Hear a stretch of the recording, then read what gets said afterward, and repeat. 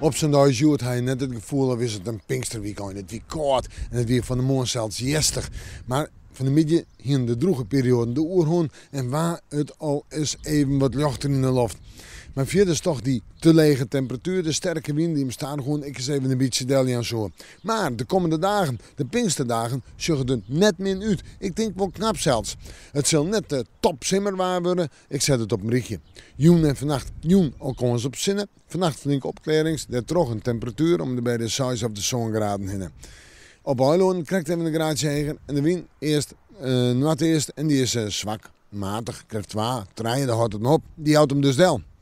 En dan op naar morgen. Het wordt een dag maar flink wat zinnen. Ik denk dat wij de meeste zinnen van Nederland hebben. Temperaturen passen er bij, 16, 17 graden in de kustgebieden, 18, 19 graden op de oren plakken en dan is het nog vlak waar. Nou ja, de wind viel nog wat fris aan, wat eerst, matig en vrij krachtig.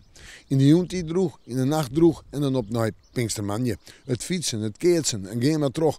We hebben de zinnen er regelmatig bij. Let erop dat je op een bui of een buikje en de temperaturen tussen de 15 en 17 graden. De wind die zal zwak wezen, krijgt 2 en 3 en daar blijft het dan niks wat bij.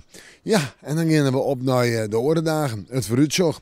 Tiesje betekent ruim of lichte ruim, zijn 15, 16 graden. Waasje 14 graden, nog een te lege temperatuur, buiken, wat zinnen. En op tongensje is het droeg, maar de zinnen erbij wordt het dan zo'n 14 of 15 graden. Dat binnen nog te lege temperaturen, maar het droege waar wil ik wat. We met de Pinkstermanje, maar weer even in het waarsje.